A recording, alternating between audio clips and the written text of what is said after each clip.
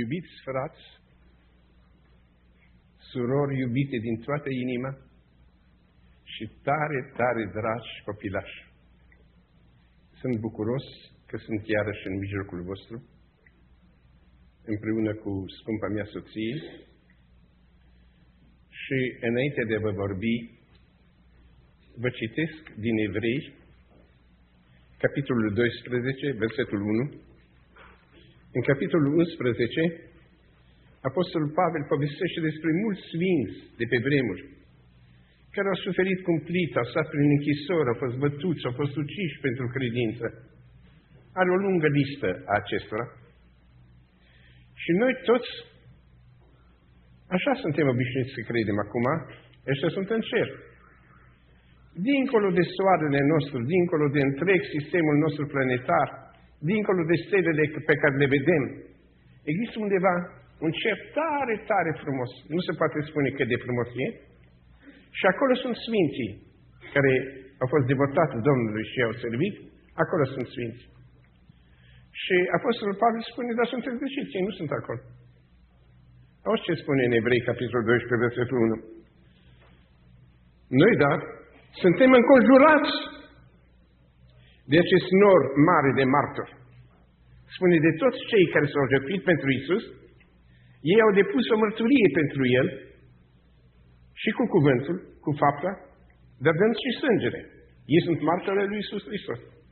Dar zice că ăștia nu sunt undeva departe, ci ne înconjoară. Ne înconjoară. Sunt cei aici în adunare. Când intră într-o adunare, e altfel decât ceea ce vedem cu ochii. Maria Magdalena, în ziua de duminica Învierii, s-a dus la mormânt și a găsit piatra rostogolită și s-a dus să spună apostolilor lui Petru și lui Ioan. Ăștia au alergat imediat la mormânt, au intrat înăuntru și au văzut un cerșaf pe jos și un fel de prosop, un turban pe care l-avea în prejurul capului și au plecat. 5 minute după ce au plecat, Maria Magdalena se apleacă să vadă ce este mormânt și vede 2 îngeri. Dar apostolii de ce n-au văzut? Ei au văzut un cerșaf, ei au văzut un turban, dar ea a văzut îngeri. Și s-a gândit, pe dacă sunt îngeri aici și Domnul îngerilor nu poate să fie prea departe, și l-a văzut și pe el. Unii vin la adunare și văd numai frați și surori. Dar nu sunt numai frați și surori aici. Sunt cu mult mai multe ființe. În primul rând, fiecare din noi avem un înger păzitor. Ce face îngerul păzitor când eu sunt la adunare? Păi, poate a rămas cu copilașul acasă, dar copilașul are îngerul lui păzitor. Vine cu noi la adunare. În fiecare adunare sunt îngeri păzitori. Aici sunt, nu știu cât, 200 de îngeri sau 300, nu știu cât sunt aici. Sunt îngeri. Numai să ai ochii deschiși, să-i vezi.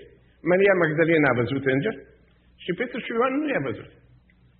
Unii aud că se vorbește despre sfinții din vechime și alții știu că ei sunt aici. Și aud despre Dumnezeu care șade în cer, dar Dumnezeu e și El aici. Biserica e cu mult mai bogată și cu mult mai multe ființe sunt de față când ea se adună decât noi vedem cu ochii. Și spune mai departe, înconjurați fiind cu un nor așa de mare de martori, să dăm la o parte orice piedică și păcatul care ne înfășoară așa de lesnic și să alergăm cu stăruință în alergarea care ne stă înainte, să ne uităm țintă la căpetenia și dezvăluirea credinței noastre, adică la Iisus, care pentru bucuria care i-a fost pusă înainte, a suferit crucea, a disprețuit rușinea și șade la dreapta scaunului de domnia lui Dumnezeu.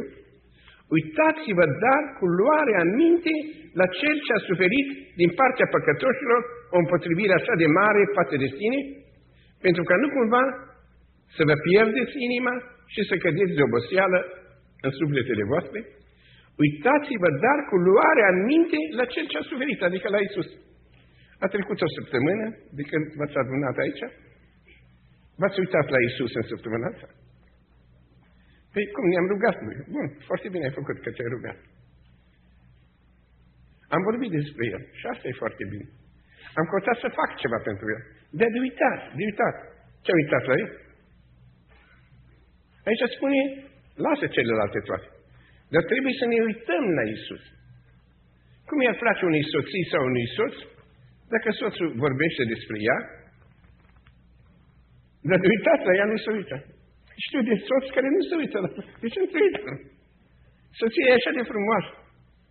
Păi uite-te la ea, uite-te cu un zâmbet. Și aici spune să te uiți la Iisus. Spune mai mult, v-am mai zis altă dată. Spune în Scriptură să-L sărutăm. V-am spus despre asta. Psalmul 2 se termină cu cuvintele sărutați pe Fiul. E vorba de Fiul lui Dumnezeu. Și voi sunteți oameni care credeți exact cuvântul lui Dumnezeu trebuie ținut așa cum e scris. Pe scrie sărutați pe Fiul lui Dumnezeu. Care din voi l-a sărutat?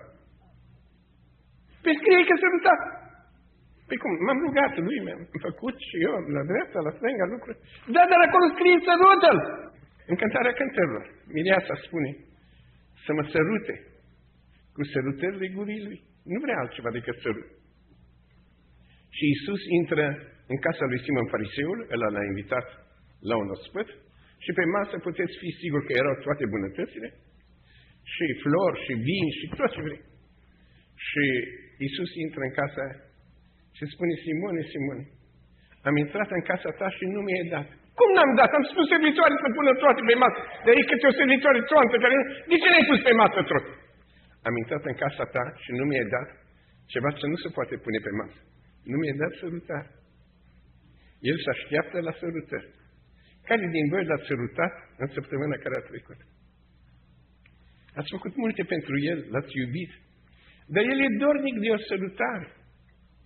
În limba greacă, știți că Noul Testament e scris în grecește? Cuvântul pentru închinare, a te închina lui Dumnezeu, este proschineo.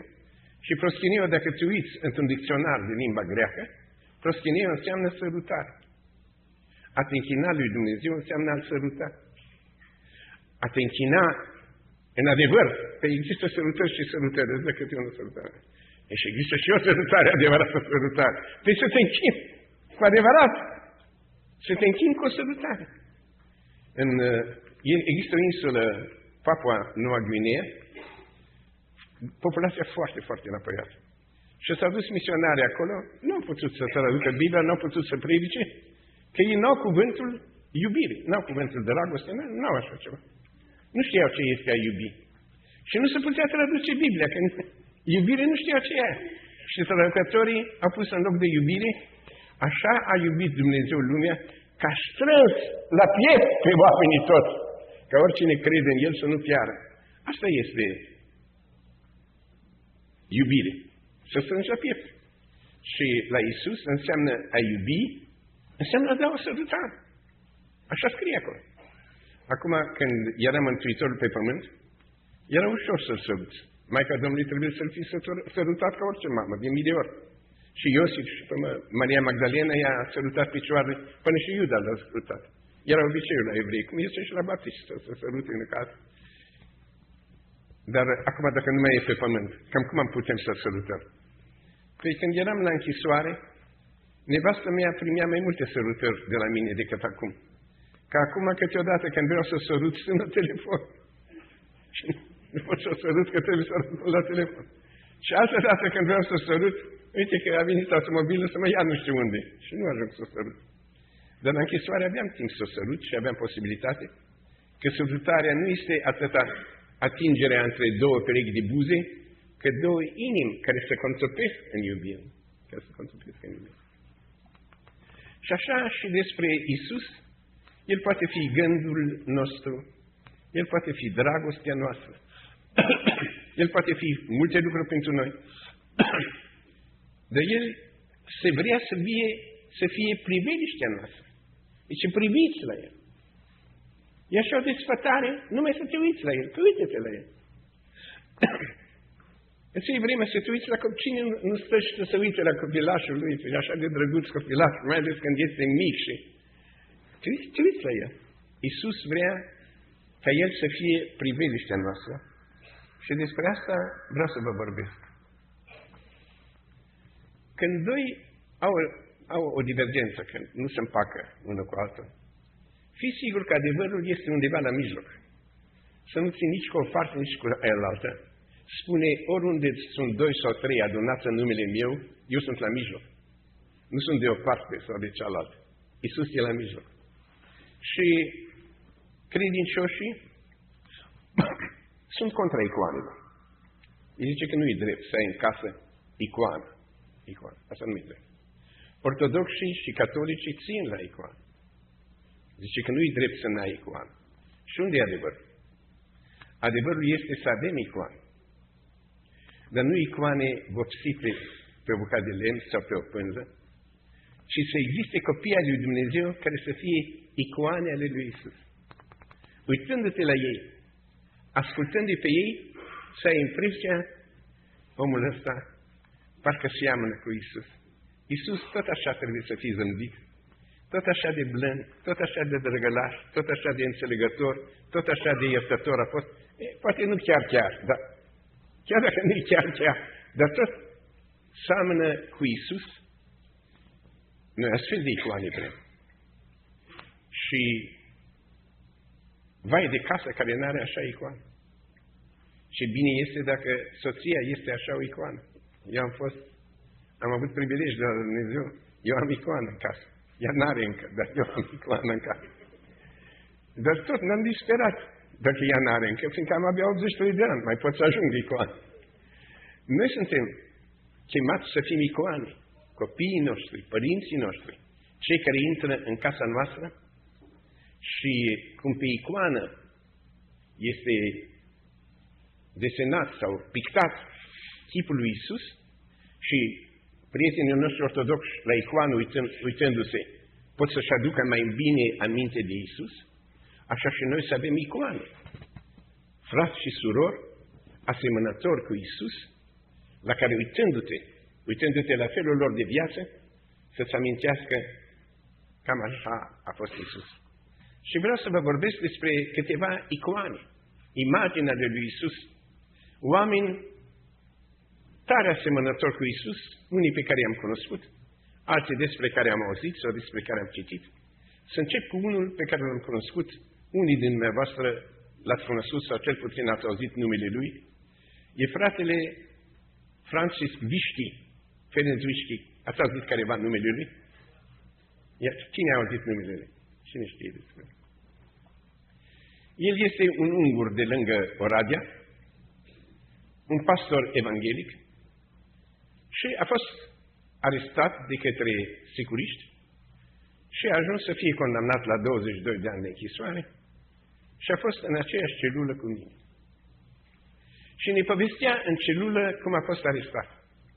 Deci, într-o zi, dimineața, nevasta pregătise ceva de mâncare, s-au așezat la micul dejun și ei aveau obiceiul ca, înainte de a mânca, el, tatăl, citea un verset 2 dintr-un psalm sau de undeva din Biblie și în dimineața aceea ei citiseră din psalmul 23, unde spune: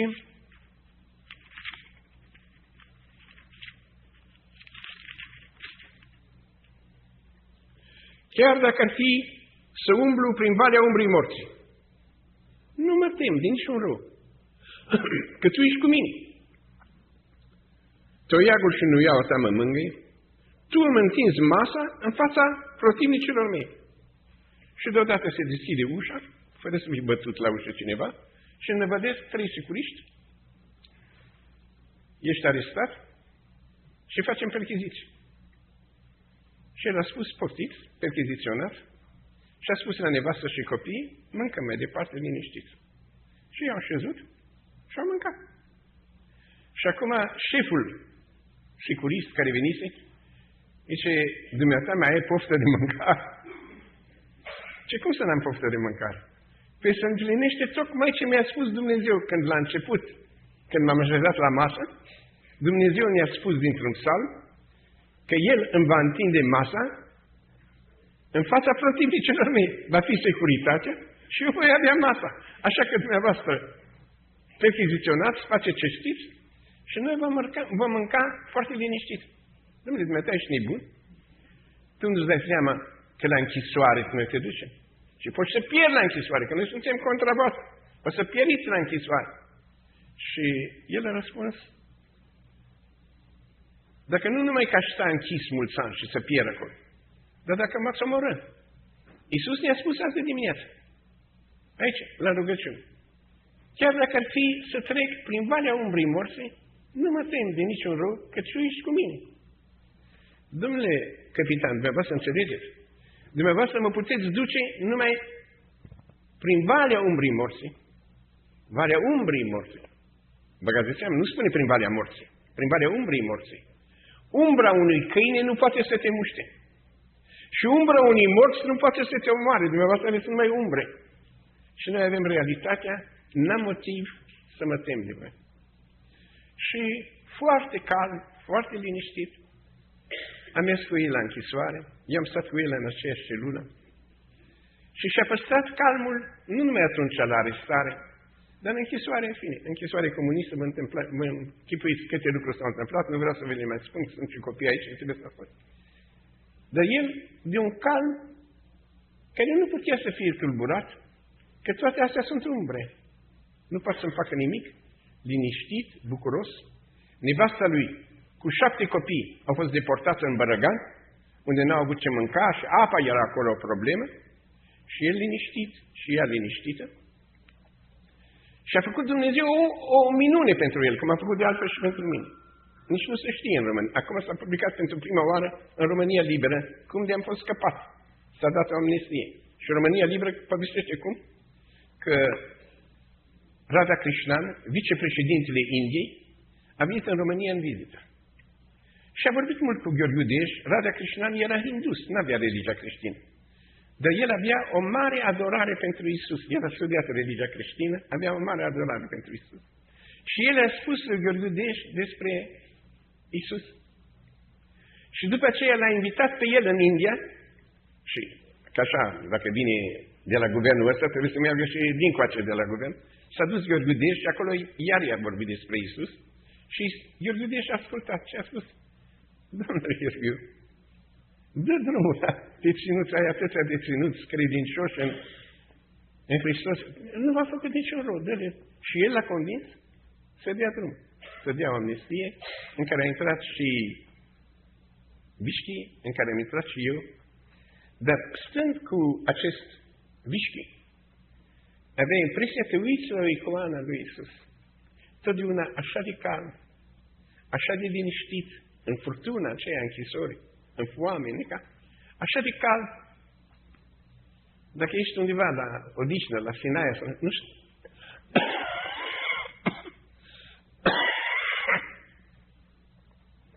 N-ai fi avut calmul pe care îl avea el? Bucata de pâine, el o împărțea cu altul care era mai slab, mai bătrân sau bolnav. Avea bucățica aia de pâine. Sau o bucățică mică, microscopică de mărmeladă. Și aia o împărțea. Toate. Avea un pulover, nu-l purta el tot timpul. Era iarna, era frig, că nu se încălzea celula. Dar o purta el jumătate de oră, pe urmă dădea ție. Poate și ți unițel puloverul. Pe urmă mi-l dai mie înapoi. Și era totdeauna blând. Era o icoană lui Isus. Ortodoxii spun că e bine să avem icoane. Eu nu spun că ei spun greșit, spun drept. Numai să avem icoane vii. Există astfel de icoane vii. Dumnezeu poate face minuni aceasta. Și știu despre un copilaș, un copil de vreo 7 ani. Copilul unui credincios. Și cum sunt unii copii cu mintea deschisă,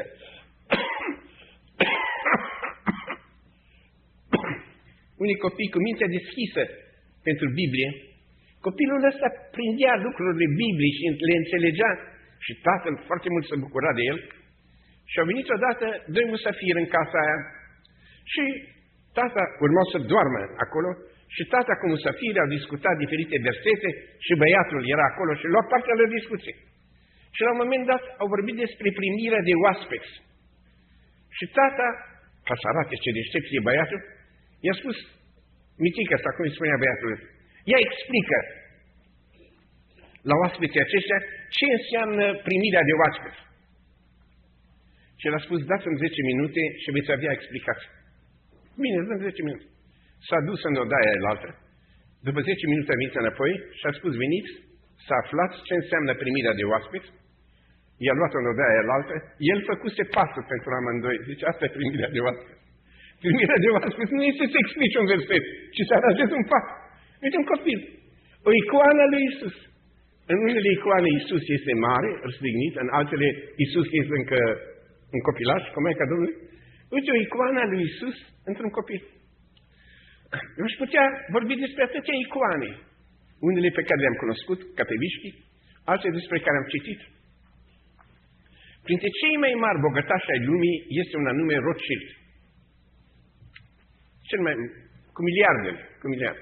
Cum a ajuns el bogat? Strămoșul lui din a 4-a sau a 5-a generație era un biet servitor la un om. Un biet servitor. Și a lucrat, dar era un om credincios, un om cu tare, avea multă încredere. Stăpânul avea foarte multă încredere în servitorul ăsta Rothschild.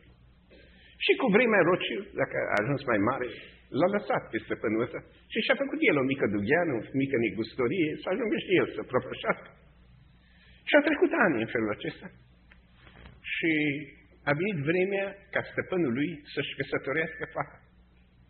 Și el pusese la o parte, cu ani înainte, 200, cum era pe vremea aceea, 200 de bani de aur pentru zestrea fetii. Le-a pus la o parte ăsta 200 și erau bine ascunși. Și acum, dacă a venit nunta, el s-a dus să scoată astea din ascunziși, astea 200, ca să le dea mirele. Pe vremea aia trebuia să plătești un mire. Când lua o fată, zestre. Și s-a dus acolo și nu era, în ascunziși nu erau bani. Era așa de nenorocit pe cum vine mirele, vin musafirii, tot ce era. Așa se făcea. Nu se făcea căsătoria până nu dădeai banii. Și banii nu erau. Dar cine i-a luat? Cine i-a luat? Cum poate să fi dispărut? Cine-i hoțul? Și toți din casă au spus, nu-i nimeni altul decât acest Rothschild. Cum a plecat el din casă? Cum și-a făcut imediat o dugheană? Înseamnă că a avut un ban, el trebuie să fie furat. Du-te și ceri lui banii înapoi. Cum să mă duc? Ăsta era un om credincios. Cum să mă duc la un om să-l învinuiesc când n-am nicio dovadă? Dar du-te, domnule, și întreabă-l măcar. Cum se poate banii? El era aici cu casa toată, logofățul, umbla cu toată. Și s-a dus la el, foarte îndurerat, și a spus, domnule Rothschild, nu vreau să vă insult, nu că am o bănuială, dar uite cum s-a întâmplat. Zestrea fetei, am avut-o ascuns, nimeni nu umbla prin cap. Și acum a dispărut, închipuiți în nenorocire, vin toți musafirii, vine mirele. Nu se poate face nuntă, așa era obiceiul pe vremea aceea. Mai bătrânii poate pomeniți lucrul acesta, că așa era, dacă nu dădeai zestra, nu se facea nuntă. Și acum toate nenorocire, asta era acum vreo 200 de ani. E o nenorocire și nu știu unde se găsesc, nu vreau să vă învinuiesc, dar dumneavoastră știți ceva despre banii ăștia. Și Rothschild și-a plecat capul. Ce da, eu am furat bani. Dar uite, vi dau înapoi chiar acum. Și s-a dus în altă parte și a dat cele 200 de monede de aur. Stăpânul foarte, foarte fericit a plecat, a fost cununie frumoasă și ăsta, Rothschild, a rămas mai săracă. Ăsta era capitalul lui și îl dăduse înapoi. Dar, în fine, au trecut ani. După ani, poliția a prins pe un hoț și s-a pus cu o bătaie pe el, nu numai de hoția asta, dar să spună toate hoțiile pe care le-a făcut tot ani. Că așa era obiceiul. Și el a spus o hoție, că el a intrat la stăpânul lui Rothschild și a furat astea 200 de monede de aur. Și a spus și unde le-a pus el. Și atunci stăpânul a venit la Rothschild, pe de ce ai recunoscut că dumneata ai furat? Pe n-ai furat dumneata. Uite hoțul, care spune că el a furat și uite, el i-a găsit. Și el a răspuns, m-am văzut așa de trist, că n-aveți bani și nu puteți face nunta fetii. Și m-am gândit ce îndurerată o să fie fata. Și m-am gândit să vă dau bani. Dar dacă v-aș fi spus, vă dau banii mei, n-ați fi primit. Așa că mai bine am zis că eu sunt hoțul. Să luați dumneavoastră banii, eu să rămân fără bani și dumneavoastră și fata să fiți fericiți. Și atunci, stăpânul ăsta l-a binecuvântat și a spus, Dumnezeu o să te răsplătească, familia voastră va fi bogată din neam în neam. Și familia aceasta a ajuns să fie una din cele mai bogate din lume. Asta e istoria familiei Rothschild. Iisus Nu era vinovat de niciun fur, de nicio minciună, de nicio curvie, de nimic din toate păcatele lui. Dar le-a luat asupra lui, sunt ale mele. Și iau și pedeapsa lor și rușinelor, ale mele sunt, nu sunt ale voastre, ale mele sunt. Și ăsta, Rothschild, de acum 200 sau 300 de ani, a făcut exact ca Iisus. Cineva a furat bani, eu sunt ăla care am furat. Și uite, îi dau eu din banii mei și a făcut o bucurie și fetii și părinților și a rămas un lucru de pomină, o icoană a lui Iisus. Nu e o icoană atârnată pe perete, dar o icoană care a rămas în istorie și atât de frumos. Să vă spun despre altă icoană. La început, primele 3 veacuri după Iisus a fost mare prigoană împotriva creștinilor, îi arunca înaintea leilor, înaintea tigrilor să fie smășați. Și până a venit un rege, Constantin, care a fost mai înțelept și mama lui Elena era foarte credincioasă și au dat libertate creștinilor. Dar dacă s-a dat libertate, au devenit foarte mulți creștini, că nu mai costa nimic. E greu să fii creștin când este prigoană. Dacă, așa, toată lumea, mai ales că împăratul e creștin, mama împăratului e creștină, cumva găsești un serviciu mai bun dacă ești creștin. Și s-au făcut mulți creștini și biserica n-a mai fost cu sfințenia care a fost de la început și atunci mulți credincioși s-au poticnit și simplu au fugit din orașe prin pustietăți și așa s-a format primele mănăstiri. Erau credincioși, nu exista pe vremea aia între ortodoxi, catolici, protestanți, evanghelici, nu exista, existau numai creștini. Dar aia care nu puteau să sufere felul lumesc, fugeau și făceau mănăstiri. Mănăstiri de călugărițe, de călugări. Și într-o mănăstire s-a întâmplat următorul lucru. Asta prin viacul, prin anul 400. Și într-o mănăstire a venit unul să se călugărească, îi murise nevastă. Și de durere, el n-a mai vrut să trăiască în lume. Și eu mă călugăresc. Și a venit și un alt tânăr călugăr, era fata lui, dar fata nu vrea să lase pe tată singur la bătrâniță și a spus, eu mă călugăresc cu tine, o să mă îmbrac bărbat. Și cum erau vremurile acelea, ea s-a îmbrăcat bărbat și era singura fată care a devenit nu călugăriță, a devenit călugăr. El a dat călugăr. Asta e un fapt istoric. Se numește Teodora, se numea fata și a rămas în istoria bisericii. Și ea cânta, sigur, mai frumos decât toți ceilalți.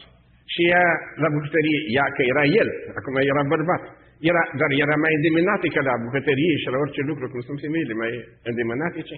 Și era iubită de toți călugării și așa, era foarte respectat.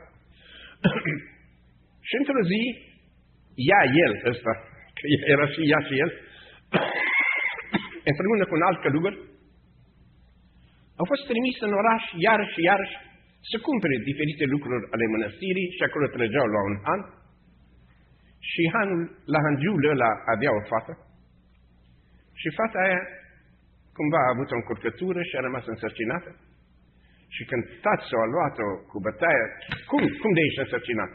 Ea ca să acopere pe ibovnicul ei, să nu-l omoare tata, ea a spus că călugărul ăla tânăr care a venit cu cumpărături, el a făcut lucrul acesta.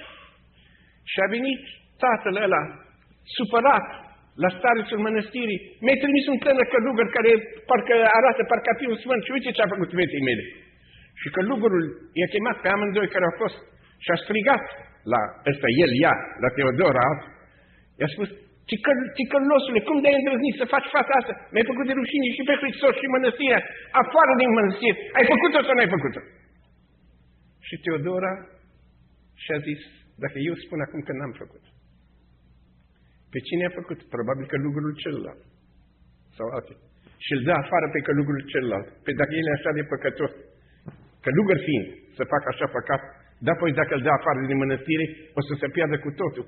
Și atunci a plecat capul și a spus, părinte stareț, eu am făcut. Și a luat păcatul altuia, a luat asupra lui. Și atunci l-au dat afară din mănăstire și ani de zile el stătea în fața mănăstirii și toți, disprețuit de toți. Până după ani de zile au avut milă de el, dar l-au pus numai la lucrările cele mai de jos, era disprețuit de toți, până când după mulți ani a murit. Și dacă a murit, dacă călugării obiceiul, că spală cadavru, a spălat cadavru și a văzut că era fată, deci nu a putut ea să fi făcut păcatul acela, a luat păcatul altuia asupra ei. Este un fapt din istoria bisericii. Există lucruri de acestea. Astea sunt icoanele lui Iisus. Dacă poți să iei păcatul altcuiva asupra ta. Și v-aș putea da atâtea și atâtea în închisoare. A fost unul care era disprețuit de toți, era închis, era condamnat ca ucigaș.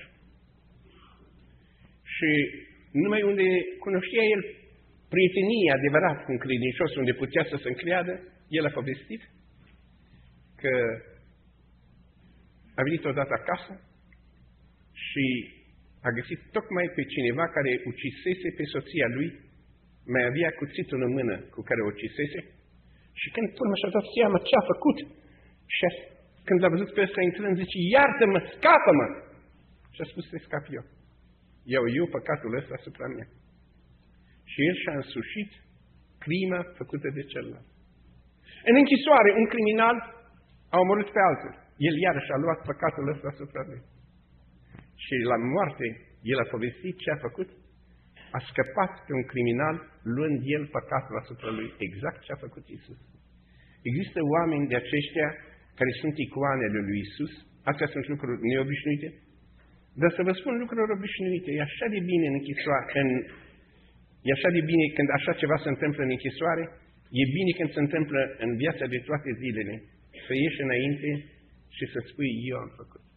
În fiecare ceartă familiară, tu ești de vină, ba tu ești de vină. Ce frumos este să spui când tu ești de vină, când nu ești de vină. Asta e icoana lui Iisus. Ți-mi minte, eu eram un copil foarte sărac, foarte sărac. Mama cu 4 copilași mici, în timpul primului război mondial, nu aveam nici de pâine. Rar cumpăra ea câteva bomboane să aibă pentru o zi de, nu știu care, zile de naștere. Și când a plecat de acasă, eu am cercetat toată casa și am căutat și am găsit bomboane. Și bineînțeles le-am mâncat pe toate. Și când a venit mama înapoi, unde sunt bomboane? M-a întrebat, Richard, tu știi unde sunt bomboanele? Zic, le-am mâncat fratele meu. Și fratele meu a căpătat o bătaie. Eu, păcatul meu, l-am pus asupra altuia. Dar să iei tu păcatul celuilalt, asta este icoana lui Iisus. Vă voi spune ceva din istoria Reformației, care nu prea se cunoaște. Știți de Reformație, că în veacul al XVI-lea, Luther, Calvin și ceilalți au văzut multe stricăciuni în Biserica Catolică și atunci ei au produs schimbările de unde vine protestantismul și mișcarea evanghelică. Luther este cel care a făcut reformația asta în biserică. Cum a devenit Luther credincios? Pe Luther l-a adus la credință citind o carte a unuia Tauler. Și eu am citit cartea aceea. Și Tauler a trăit în veacul al XII-lea și povestește cum a venit el la credință. Zice că a vrut să intre în biserică și la ușa bisericii era un cerșetor. Și a spus cerșetorului, bună ziua! Ce eu nu primesc salutările astea, bună ziua? Păi de ce nu știu?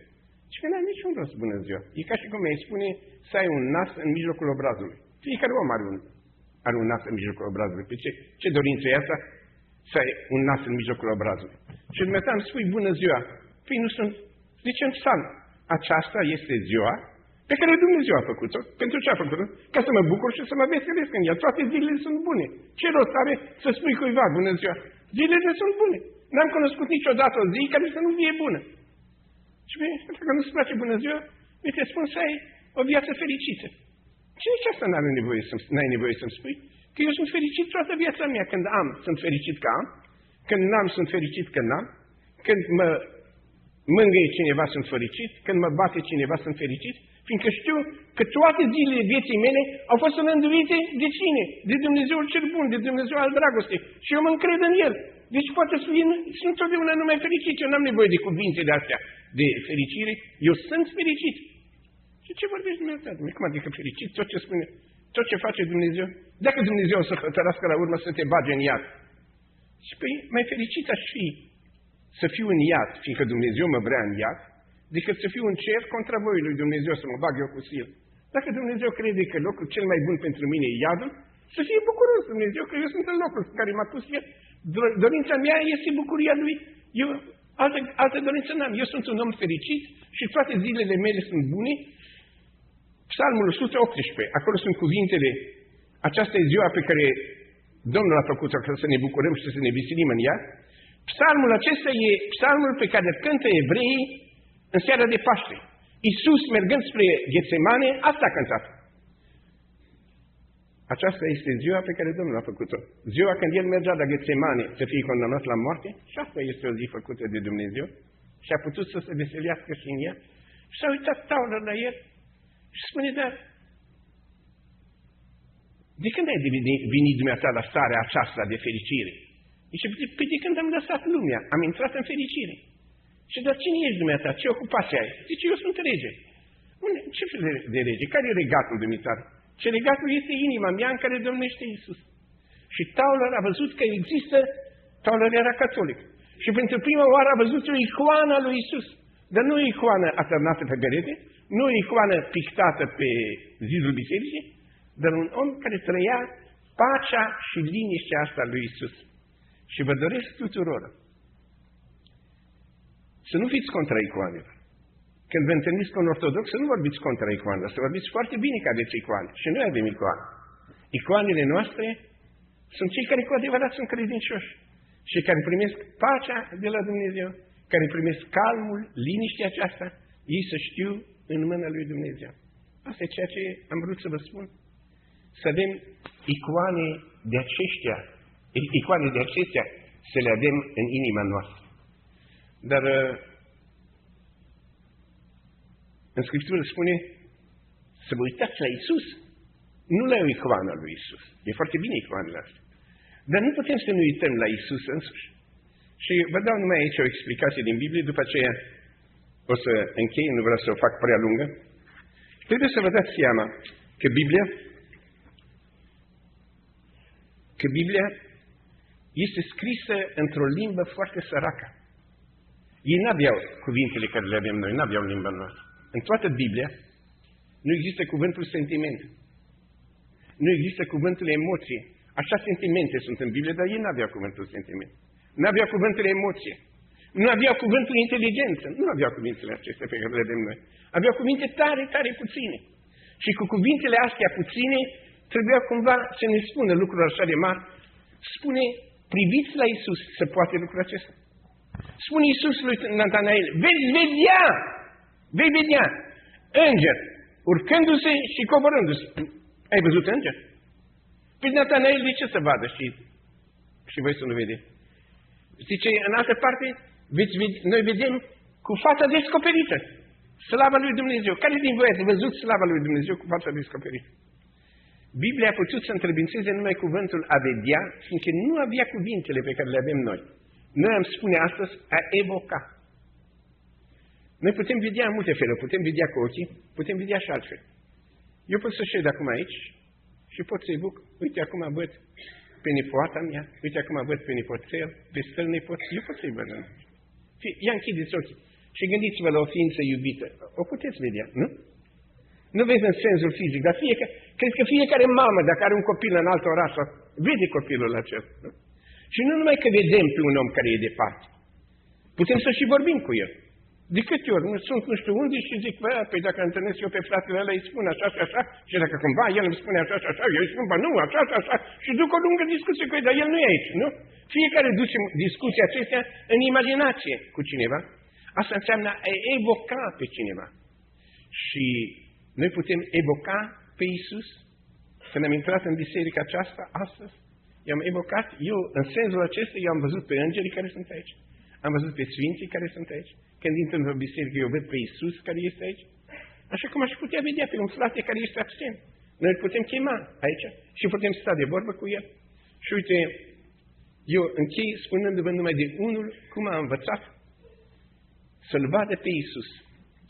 Se poate că v-am mai spus, dar nu vă strică să mai auziți încă o dată. Era un tânăr păstor, a fost chemat la căpătăiul unui muribund. Muribundul era bătrân. Și când a intrat, lângă căpătăiul muribundului era un fotoliu, s-a așezat în fotoliu ca să vorbească cu ăsta. Dar muribundul, nu, vă rog, nu vă așezați în fotoliul ăsta, luați un alt scaun. E bine, are toane că e un bolnav, s-a dus și a luat un alt scaun. Și a vorbit cu el, s-au rugat împreună cumva și a mai revenit nițel muribundul și pastorul l-a întrebat, de ce nu m-ați lăsat să șed pe fotoliu, că era locul cel mai apropiat de dumneavoastră. Deci, să vă spun. Zice, acum 50 de ani, când eram eu tânăr, cum sunteți dumneavoastră, el era bătrân și pastorul era tânăr, zice, acum 50 de ani, eu eram un necredincios. Eram tânăr. Și m-a întâlnit odată pe stradă pastorul ăla bătrân, care era înainte mergătorul pastorului ăsta, și pastorul bătrân m-a oprit odată și m-a întrebat, tinere, te rogi vreodată? Și am răspuns, nu mă rog. Ce, dar de ce nu te rogi? Zici că n-am cu cine vorbi. Strig! Ăla de la etajul de sus nu mă aude. Cine mă aude? Vorbesc cu mine însumi. Cu cine mă rog? Nu-i nimeni. Ce foarte bine faci, să nu te rogi. Nu. Eu să te sfătuiesc altă ceva. Dimineața, te-ai sculat, te-ai spălat, te-ai aranjat, așa stai pe un fotoliu și pun un alt fotoliu înaintea ta și în fotoliul ăla să-ți închipui că este Iisus. Închipui că este Iisus, închipui. Ai idei de Iisus, din cultură generală, ce ai învățat la școală, poate ai citit ceva, ai vreo idee de Iisus, într-o chipare a bunătății, a curăției, închipuiți că Iisus este aici în fotoliul ăsta. Și vorbește cu El ca și cum ar fi de față. Fiecare din noi putem să ducem convorbiri, ca și cum cineva ar fi de față. Când era băiatul meu mic, m-a rugat să-l duc la un prieten al lui care era tocmai în obor, era departe pentru mine, unde să mă duc. Și am spus, numărul de telefon, vorbește cu el. Nu, că nu pot să vorbesc cu el, că nu e aici. Măi, zi numai alo și o să auzi vocea lui. Nu spun eu alo, că nu e aici. Am trebuit să-i dau o bătăiță ca să spun alo. Și tot așa, există, închipuiți că este aici. Închipuiți că Iisus e pe fotoliul ăla, pe fotoliul acesta. Dacă ar fi Iisus pe fotoliul acesta, ce i-ai spune? Uite, dacă astăzi Iisus ar fi aici în fața ta, ce i-ai spune? Nu cumva să-i spui sfințească-să numele tău, vie împărăția ta, că nimeni nu i-a spus lucrul ăsta. El umbla prin Nazaret, prin Betlehem, prin Ierusalim. Oamenii vorbeau cu el despre dulgherărie, vorbeau cu el despre timp, vorbeau cu el despre religie, despre toate, cum se vorbește între oameni. Vorbește cu Iisus ce ai pe inimă. Dacă îl iubești, spune te iubesc. Dacă nu-l suferi, spune nu te poți suferi. Dacă nu crezi în el, spune nu crezi în el. Dacă îi spui, crezi că învățătura lui e falsă, spune învățătura e falsă. Dacă crezi că băutura e mai bună decât religia lui, spune Iisuse, să știi că mie o sticlă de vin îmi place mai mult decât toate. Spune ce ai pe inimă. Că greșeala mare a noastră este că nu îi spunem lui Iisus ce avem cu adevărat pe inimă. Evreii păstrează rugăciunea pe care au făcut-o Ana și Caiafa în ziua când l-au condamnat pe Iisus la moarte. Rugăciunea aceea există. Și știți care e rugăciune? Doamne, te rugăm, trimite pe Mesia. Și peste o oră Mesia era în fața lor și l-a condamnat la moarte. Că ce spuneau nu corespundea cu inima lor. Noi în rugăciune spunem atâtea lucruri. Să vie împărăția ta, să se facă voia ta. Dar avem cu totul alte dorințe în inima noastră. Spune ce ai pe inimă și vei vedea ce se întâmplă. Vorbește cu Iisus pe care ți ne imaginezi pe un fotoliu. Și muribundul îi povestea tânărului pastor, eu am făcut experiența aceasta, am pus un fotoliu în fața mea, am vorbit cu el, am vorbit numai eu, nu mi-a răspuns nimeni. Am mai făcut-o a doua zi, a treia zi, a patra zi, după câteva zile n-am mai fost un monolog, ci un dialog. Eu vorbeam și el îmi răspundea. Eu puneam întrebări și căpăteam răspunsuri. Și de 40 de ani vorbesc cu Iisus, care șade aici, în acest fotoliu. Și ultimul gest al muribundului ăsta, înainte de moarte, și-a întins mâna înspre prietenul care ședea pe fotoliul acesta. Iisus e o realitate. Nu-L putem vedea cu ochii noștri, dar îl putem evoca ca și cum ar fi prezent. Așa vorbește cu El, așa pune întrebări și El te va schimba și pe tine să fie o icoană vie a Lui, cum pentru mine a fost Vișchi, și mulți alții despre care vă pot spune. Am stat la închisoare cu asemenea frați. Parcă era Iisus împreună cu tine, unde din ei avea impresia că atingerea hainii lor vindică atâta dragoste și atâta bunătate și pace era în ei. Și atunci vor fi și casele baptiștilor pline de icoane. Să ajute Dumnezeu să ajungem și noi plini de icoane, nu numai ortodoxi, dar icoane vii. Asta e ceea ce vă doresc. Amin.